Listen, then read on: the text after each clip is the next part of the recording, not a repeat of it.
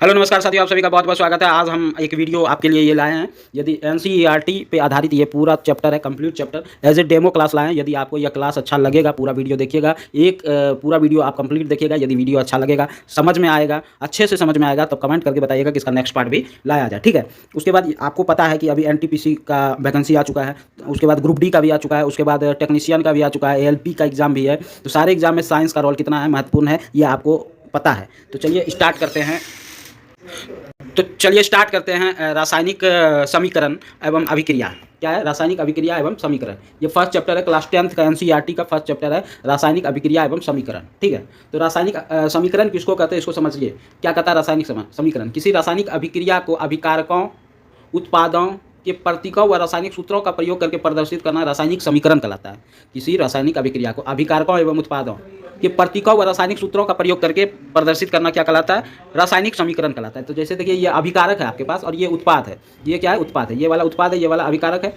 तो दोनों को किससे प्रदर्शित किया गया है? रासायनिक सूत्रों से या प्रतीकों से प्रदर्शित किया गया है। जैसे जिंक है तो रासायनिक प्रतीक है, H2SO4 है तो रासायनिक सूत्र है। तो इसके द्वारा प्रदर्शित किया गया है। इसी को क्या कहते हैं? रासायनिक समीकरण कहते हैं। ठीक है। अब चलते हैं नेक्स्ट पे। तो नेक्स्ट में आपको सबसे पहले ये जानना है कि अभिकारक किसको कहते हैं, उत्पाद किसको कहते हैं। तो अभिकारक उत्पाद के बारे में समझने के लिए सबसे पहले यहाँ पे अभिकारक समझेंगे। अभिकारक किसको कहते हैं, उत्पाद किसको कहते हैं। अभिकारक ऐसा पदार्थ जो रासायनिक अभिक्रिया में भाग लेते हैं उसको क्या कहते हैं? अभिकारक कहते हैं। कोई भी रासायनिक अभिक्रिया में भाग लिया, ये वाला पार्ट जिंक जो है H2SO4 से अभिक्रिया किया, तो ये जो पार्ट रासायनिक अभिक्रिया में भाग लिया उसको क्या कहते हैं? अभिकारक। जो उत्पाद के रूप में आपको प्राप्त हुआ उसको क्या कहते हैं? उत्पाद कहते हैं। ऐसे पदार्थ जो रासायनिक अभिक्रिया के संपूर्ण होने पर प्राप्त होता है उसको क्या कहते हैं? उत्पाद कहते हैं। जो रासायनिक अभिक्रिया के संपूर्ण होने पर प्राप्त होता है उसको क्या कहते हैं? उत्पाद कहते हैं। तो रासायनिक अभिकारक और उत्पाद आप समझ गए। तो यहाँ पे भी जो आपको प्राप्त हुआ उसको क्या कहते हैं? उत्पाद कहते हैं। ये क्लास 10th का फर्स्ट चैप्टर है। ठीक है, ये आप समझ गए। अब देखिए, संतुलित रासायनिक समीकरण किसको कहते हैं? संतुलित रासायनिक समीकरण। तो चलिए, संतुलित रासायनिक समीकरण किसको कहते हैं यहाँ पे देखिए। कहता है संतुलित रासायनिक समीकरण वह रासायनिक समीकरण जिसमें विभिन्न तत्वों के परमाणुओं की संख्या अभिकारक व उत्पाद दोनों पक्षों में समान होती है। दोनों पक्ष, अभिकारक में भी उत्पाद में भी। यहाँ उत्पाद ये है, अभिकारक ये है, दोनों पक्षों में समान होती है। क्या? परमाणुओं की संख्या। उसी को क्या कहते हैं? संतुलित रासायनिक समीकरण। उसी को क्या कहते हैं? संतुलित रासायनिक समीकरण। ठीक है। तो जैसे कि आपके पास क्या है, H2 है, हाइड्रोजन है। हाइड्रोजन में आप यदि ऑक्सीजन मिलाते हैं तो क्या बनता है? जल बनता है, H2O बनता है। ये तो आपको पता है। लेकिन क्या अभी जो ये लिखे हैं H2+O2 H2O, तो ये क्या संतुलित रासायनिक समीकरण है? कहिएगा सर यहाँ पे हाइड्रोजन 2 है, ऑक्सीजन 2 है, लेकिन यहाँ पे हाइड्रोजन 2 है, ऑक्सीजन एक ही है। तो यहाँ पे ऑक्सीजन को समीकरण करेंगे तो ऑक्सीजन को समीकरण करने के लिए यहाँ पे संतुलित करने के लिए यहाँ पे आगे में 2 लगाए। तो जब यहाँ पे 2 लगाए तो यहाँ पे देखिए हाइड्रोजन 4 हो गया, 2 गुना 2 4 हो गया हाइड्रोजन, ऑक्सीजन 2 हो गया। तो यहाँ पे हाइड्रोजन के भी आगे 2 लगा दिए। तो यहाँ पे आपका हाइड्रोजन भी 4 हो गया, इधर भी हाइड्रोजन 4 हो गया, ऑक्सीजन 2 हो गया, इधर अभिकारक में उत्पाद में भी ऑक्सीजन 2 हो गया। तो रासायनिक समीकरण संतुलित इसी प्रकार से करते हैं। अभिकारक और उत्पाद में दोनों में परमाणुओं की संख्या को समान कर देते हैं। ठीक है, तो ये बात आप समझ गए होंगे। नेक्स्ट चलते हैं। तो रासायनिक समीकरण कितने प्रकार के होते हैं देखिएगा। रासायनिक समीकरण जो होते हैं, पहला हो गया संयोजन अभिक्रिया, जिसी को संयुग्मन अभिक्रिया भी कहते हैं, इसी को योग्यात्मक अभिक्रिया भी कहते हैं। इसके बारे में डिटेल से आगे जानेंगे। उसके बाद वियोजन अभिक्रिया, इसी को अपघटन अभिक्रिया भी कहते हैं। उसके बाद ऊष्माक्षेपी अभिक्रिया, उसके बाद ऊष्माशोषी अभिक्रिया, विस्थापन अभिक्रिया, द्विविस्थापन अभिक्रिया, अपचयन अभिक्रिया, या इसी को क्या कहते हैं? ऑक्सीकरण। अपचयन को क्या कहते हैं? ऑक्सीकरण अभिक्रिया। उपचयन है, उपचयन अभिक्रिया, इसी को क्या कहते हैं? ऑक्सीकरण अभिक्रिया। और अपचयन अभिक्रिया 8वां में क्या है? अपचयन अभिक्रिया। 8वां में क्या है? अपचयन अभिक्रिया। 9वां में क्या है? रेडॉक्स अभिक्रिया, इसी को क्या कहते हैं? उपचयन अपचयन अभिक्रिया। उपचयन अपचयन अभिक्रिया। ठीक है, इस सारे को डिटेल से अभी पढ़ेंगे हम लोग। ठीक है। तो पहला है आपके पास संयोजन अभिक्रिया, इसी को क्या कहते हैं? संयोजन अभिक्रिया, इसी को संयुग्मन अभिक्रिया और योग्यात्मक अभिक्रिया भी कहते हैं। तो फर्स्ट आपका संयोजन अभिक्रिया को समझेंगे यहाँ पे। संयोजन अभिक्रिया किसको कहते हैं? जिस अभिक्रिया में 2 या 2 से अधिक अभिकारक मिलकर, देखिए एक अभिकारक ये है, एक अभिकारक ये है, 2 अभिकारक मिलकर एक उत्पाद, एकल उत्पाद का निर्माण करते हैं, ऐसे अभिक्रिया को क्या कहते हैं? संयोजन अभिक्रिया कहते हैं। क्या कहते हैं? संयोजन अभिक्रिया। 2 अभिकारक मिलकर एक एकल उत्पाद का निर्माण करते हैं, एकल उत्पाद का। जैसे carbon plus oxygen, carbon dioxide का निर्माण किया, तो इसी को क्या कहते हैं? संयोजन अभिक्रिया। हाइड्रोजन प्लस ऑक्सीजन H2O बना, इसी को क्या कहते हैं? संयोजन अभिक्रिया। एकल उत्पाद का निर्माण करता है, इसी को क्या कहते हैं? जैसे जल का निर्माण हो गया, कोयले का दहन हो गया, इसी को संयोजन अभिक्रिया कहते हैं। ठीक है। जैसे सल्फर, यहाँ पे और भी उदाहरण है आपके लिए, इस सबको उदाहरण को आप देखते रहिएगा। जैसे गंधक का निर्माण, सल्फर में ऑक्सीजन मिला है, SO2 बना, सल्फर ऑक्साइड। उसके बाद बिना बुझा हुआ चूना में यदि जल मिलाते हैं तो कैल्शियम हाइड्रोक्साइड मिलता है। ठीक है, जिसको बिना बुझा हुआ चूना कहते हैं। ये बुझा हुआ चूना है, CaO। नेक्स्ट चलते हैं। कैल्शियम ऑक्साइड में यदि जल मिलाते हैं तो कैल्शियम हाइड्रोक्साइड निर्माण हुआ। नेक्स्ट चलते हैं वियोजन अभिक्रिया। वियोजन अभिक्रिया क्या किसको कहते हैं? वियोजन अभिक्रिया वह अभिक्रिया जिसमें एकल अभिकर्मक टूटकर दो या दो से अधिक उत्पाद बनाते हैं, उसको क्या कहते हैं? वियोजन अभिक्रिया। एकल अभिकर्मक, एक अभिकर्मक है आपके पास, उसको टूटकर, एकल अभिकर्मक टूटकर दो या दो से अधिक उत्पाद बनाते हैं, उसी को क्या कहते हैं? वियोजन अभिक्रिया कहते हैं। क्या कहते हैं? वियोजन अभिक्रिया। तो जैसे उदाहरण देखिएगा, FeSO4 टूटा तो Fe2O3 plus SO2 plus SO3 बनाया, ठीक है। उसी प्रकार कैल्शियम कार्बोनेट का वियोजन हुआ, कैल्शियम कार्बोनेट तो CaO कैल्शियम ऑक्साइड और CO2 बनाया, कार्बन डाइऑक्साइड। उसी प्रकार सिल्वर ब्रोमाइड का वियोजन हुआ AgBr का, तो Ag सिल्वर और Br बनाया, ठीक है।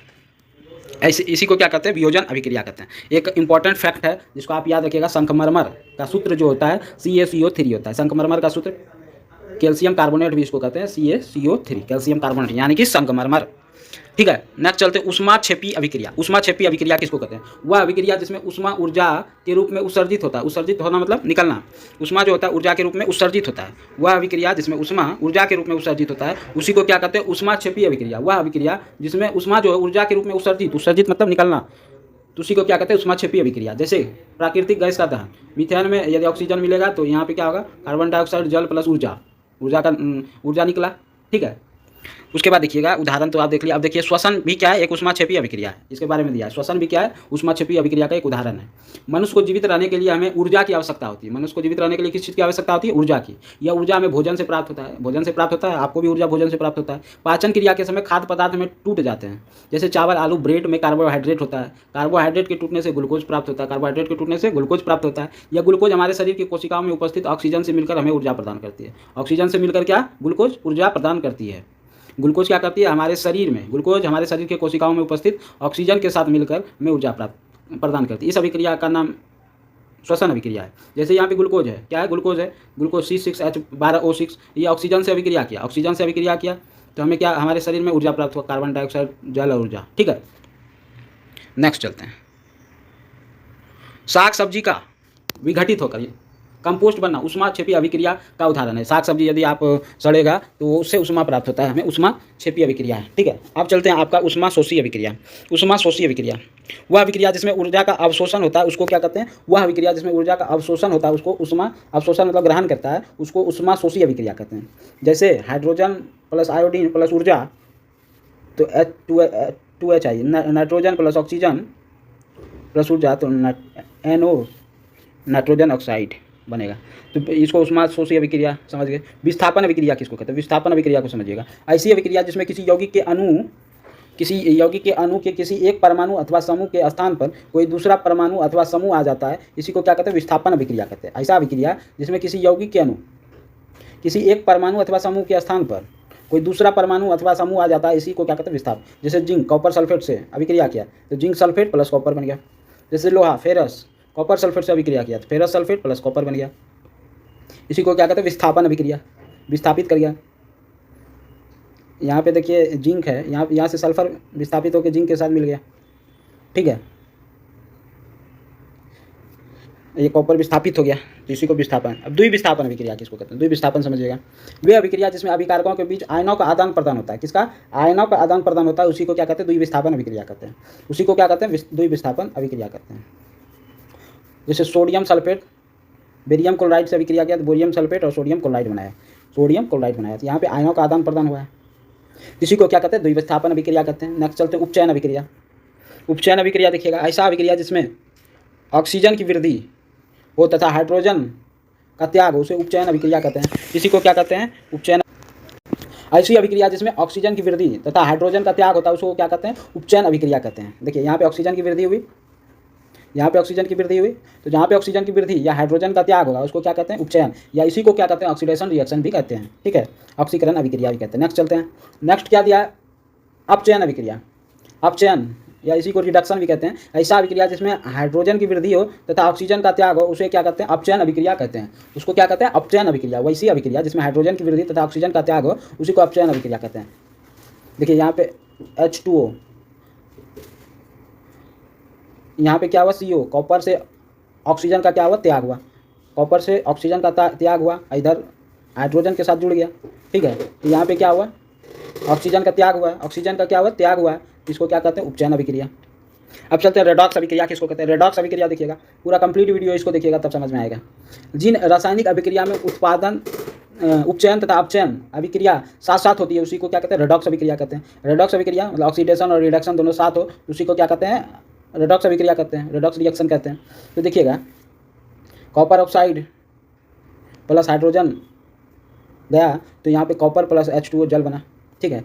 यहाँ क्या हुआ, यहाँ से ऑक्सीजन हट गया, कॉपर से ऑक्सीजन हट गया तो ये आपका अपचयन हो गया, रिडक्शन हो गया। यहाँ पे हाइड्रोजन के साथ ऑक्सीजन जुड़ गया तो ये उपचयन हो गया, यानी कि ऑक्सीडेशन हो गया। तो ये बात आप समझ गए होंगे, उपचयन और अपचयन, ठीक है। नेक्स्ट चलते हैं आपका दैनिक जीवन में उपचयन अभिक्रिया के प्रभाव, क्या क्या प्रभाव दैनिक जीवन में पड़ता है। तो दैनिक जीवन में जो होता है उपचयन ऑक्सीडेशन का क्या क्या प्रभाव पड़ता है। पहला तो संक्षारण, जब कोई धातु अपने आसपास अम्ल या आर्द्रता आदि के संपर्क में आती है, आर्द्रता मतलब जल के संपर्क में आती है, तब यह संक्षारित हो जाती है, मतलब उसका विघटन होने लगता है, संक्षारित हो जाता है। तो इस प्रक्रिया को क्या कहते हैं, संक्षारण कहते हैं। जैसे चांदी के ऊपर देखे होंगे काली परत जम जाता है, ये चांदी संक्षारित होती है। तांबे के ऊपर देखते हैं हरी परत चढ़ जाती है, ये भी संक्षारण का उदाहरण है। और लोहे के ऊपर जंग लगना, ये भी संक्षारण का उदाहरण है, ठीक है। अब चलते हैं विकृत गंधिता। विकृत गंधिता, यदि वीडियो अच्छा लगा हो तो लाइक भी करते जाइएगा और शेयर भी कीजिएगा। विकृत गंधिता, तेल व वसा के उपचयित हो जाने पर यह विकृत गंधिता हो जाती है तथा इसकी गंध या स्वाद में परिवर्तन, गंध और स्वाद में परिवर्तन हो जाता है। क्या होता है, गंध व स्वाद में परिवर्तन होता है। इसमें प्रति ऑक्सीकारक मिलकर अथवा भोज्य पदार्थों को निर्वातित पात्रों में रखकर अथवा उसमें नाइट्रोजन प्रवाहित करके इस प्रक्रिया को रोका जा सकता है। कैसे रोका जा सकता है, नाइट्रोजन प्रवाहित करके विकृत गंधिता को रोका जा सकता है। या प्रति ऑक्सीकारक मिला के भी विकृत गंधिता को रोका जा सकता है। भोज्य पदार्थ को निर्वात पात्रों में रखकर भी इसको विकृत गंधिता को रोका जा सकता है। जैसे कि देखते होंगे आलू के चिप्स की थैलियों में नाइट्रोजन प्रवाहित कर दिया जाता है, नाइट्रोजन गैस भर दिया जाता है, काहे कि विकृत गंधिता मतलब खराब ना हो, ठीक है। इन्हें उपचयित होने से बचाया जा सके, ऑक्सीडेशन होने से, ऑक्सीकृत होने से बचाया जा सके, उपचयित होने से बचाया जा सके, ठीक है। नेक्स्ट चलते हैं। तो यहाँ पे आपका फर्स्ट चैप्टर जो है कंप्लीट हुआ, देखते हैं दूसरा चैप्टर आपका चालू हो गया। यहाँ पे अम्ल क्षार लवण जो कि क्लास 10 का दूसरा चैप्टर है। अब दूसरा चैप्टर दूसरे वीडियो में कराएंगे। यदि ये वीडियो अच्छा लगा हो तो चैनल को सब्सक्राइब कीजिएगा और उतना कमेंट आना चाहिए जिससे कि हम दूसरा चैप्टर को लेके आ सकें। यदि आप इसी तरह सपोर्ट प्यार बनाए रखिएगा तो हम आपको कंप्लीट साइंस करा देंगे इसी यूट्यूब चैनल पर। 9th और 10th का कंप्लीट इसी यूट्यूब चैनल पर हम करा देंगे, ठीक है, वो भी फ्री ऑफ कॉस्ट, इतना अच्छा नोट्स बना के, ठीक है, इतना अच्छा नोट्स के साथ आपको करा देंगे कंप्लीट। तो कम से कम इस वीडियो पे 100 कमेंट आना चाहिए, 100 कमेंट इस वीडियो पे आना चाहिए, तब आपका दूसरा वीडियो आएगा। थैंक यू, धन्यवाद। इसी के साथ इस वीडियो को समाप्त करते हैं। जय हिंद।